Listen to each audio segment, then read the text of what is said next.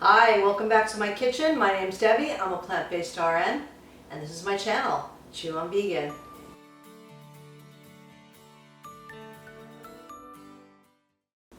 On my channel, you're going to find quick and easy whole food plant-based recipes that are made without oil. They're gluten-free, and I like to focus on weight loss and health and just eating a whole food plant-based diet and all the benefits that that contains.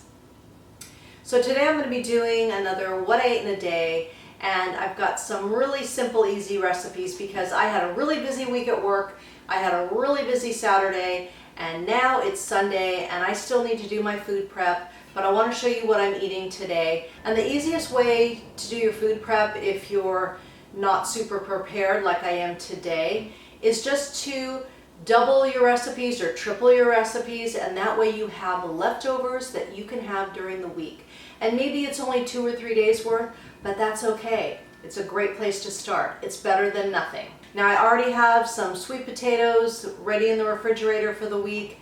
I've got some broccoli that I've steamed up, so I've got a little bit going, but I still need some more. So for breakfast, I'm going to be making some buckwheat. Buckwheat is a great alternative to oatmeal. It's gluten-free. It's not technically a grain, that's more like a seed, but it's full of fiber. It has antioxidant properties which help reduce inflammation. So it's a wonderful food for you to eat for weight loss and for your health. And for lunch, I'm going to make a really simple summer pasta salad that I love to make, and it comes together really easy. And then dinner, I'm just going to throw a bunch of stuff into the Instant Pot and make some black bean sweet potato chili, and I'll definitely be having some leftovers, and that will help with my food prep for a few days as well. So let's get started, and we're going to start with the buckwheat. So I've got 3 cups of water boiling here, and then I have my buckwheat that I've soaked for about 2 hours in some hot water, and I've rinsed it, and this is, if I didn't say it, 1.5 cups. I'm also going to add 1 cup of riced cauliflower. This will just boost up the nutrients and make it really creamy. So I'm going to bring this back up to a boil, then I'm going to let it simmer for about 15 minutes or so till you get the consistency you like. So 15-20 minutes, and then we'll serve it up. So this has been about 15 minutes, and I've been stirring it occasionally. I was adjusting the temperature too. Sometimes it was too much of a boil, sometimes it was too little. So you just kind of want it to be bubbling like this. All right, we're gonna serve this up. Then you can just treat it like any other breakfast porridge. I'm gonna add a little cinnamon.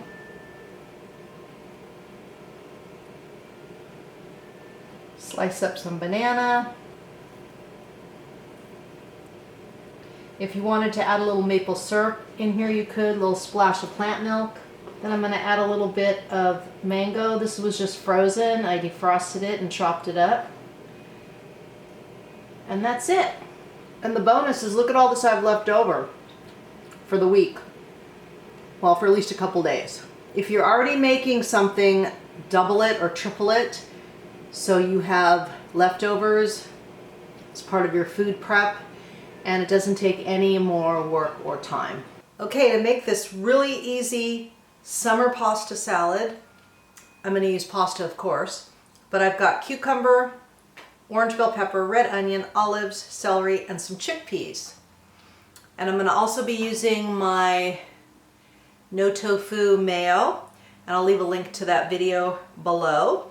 And I just cooked up, this is a little over 2 cups of chickpea pasta. So I'm just going to throw that in the bowl. And after I cooked it, I immediately ran it under cold water to stop the cooking process because you do want it to be al dente. Now I'm just going to add everything in. And this is about, I don't know, 1/2 cup or so, whatever amount you want, whatever veggies you want. And for me, it's more about the veggies than the pasta. You're going to see there's a lot of veggies in here, and you know I love to pack veggies. And then since it was chickpea pasta, I thought, why not add some chickpeas? Why not? Now we're just going to add some of this mayo. Now this cannot be an easier lunch.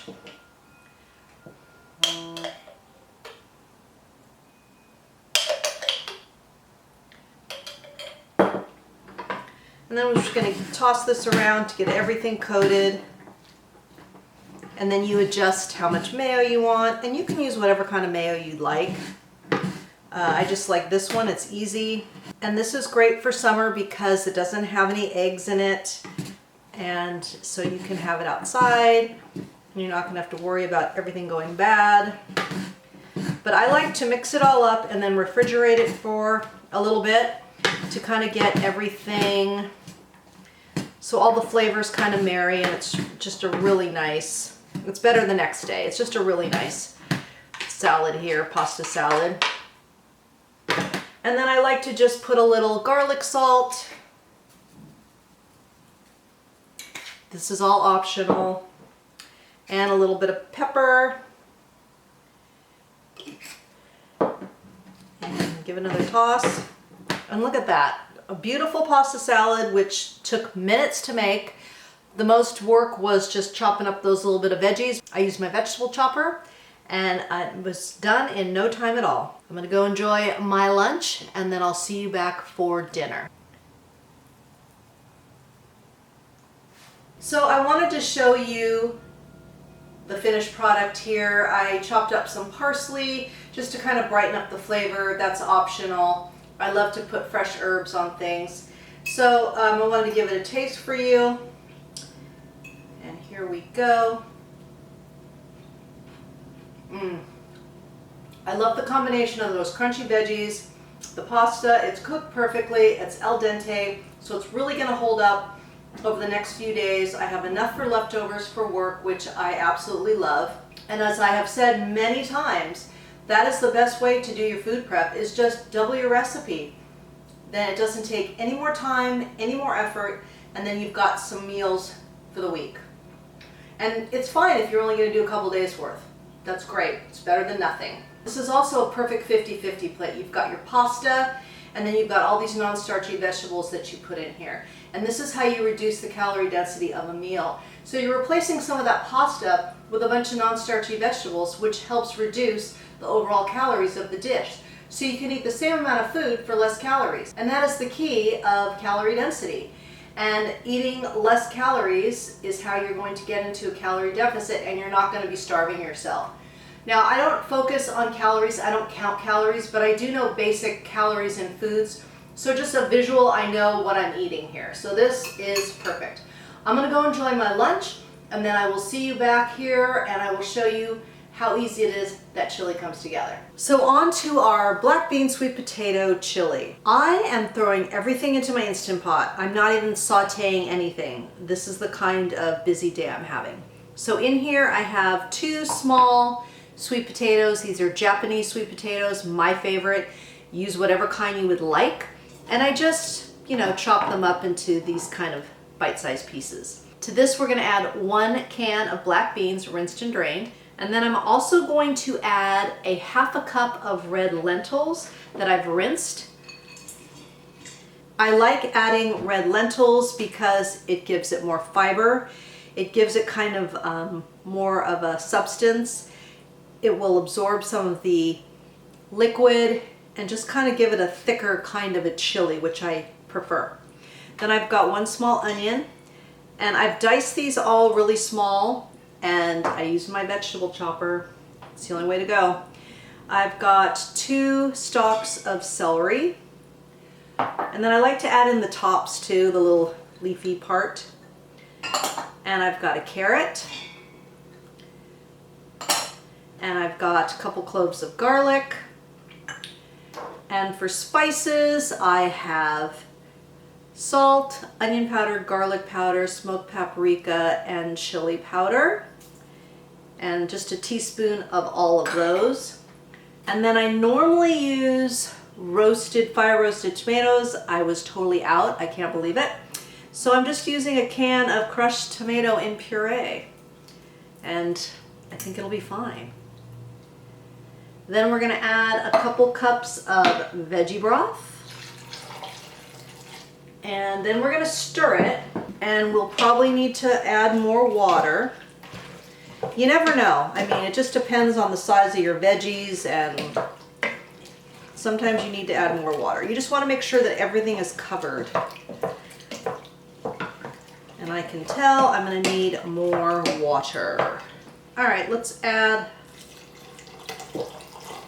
see how that looks. That's about 1.5 cups.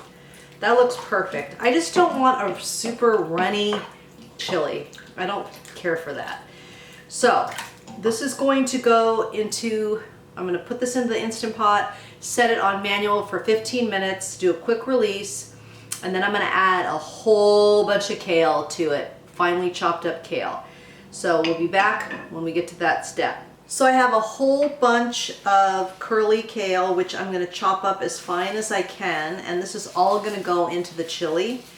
So what I do is I just kind of ball up some, and I took it off of the big woody stems. There's a few like little stems in here, which I'm not bothered by.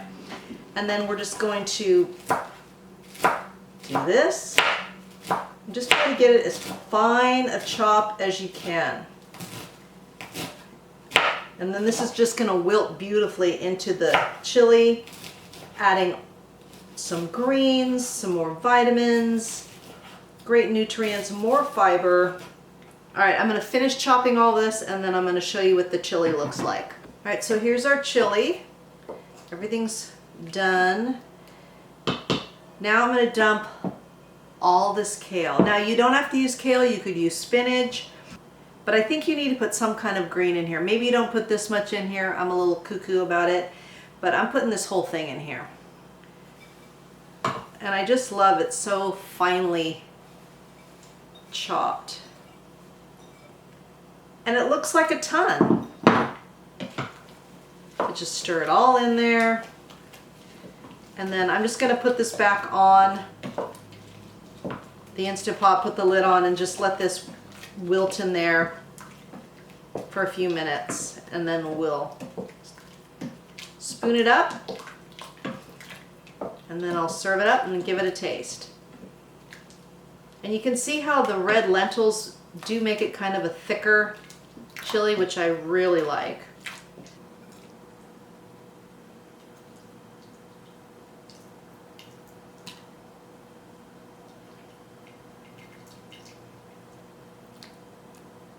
All right, here we go, finished product.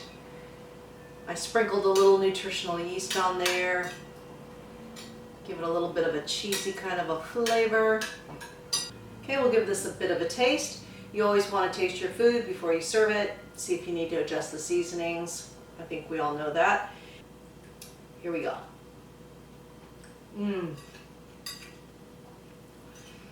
That is so good. You know, the sweet potatoes, such a nice contrast to the black beans and the tomatoes. Such a hearty meal. And again, this is a low calorie density meal. This is great for weight loss.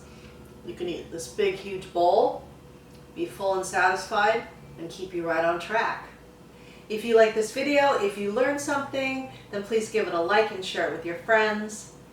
If you've made it this far in the video, please comment below with buckwheat, and that way I know you made it to the end with me, and I really appreciate it.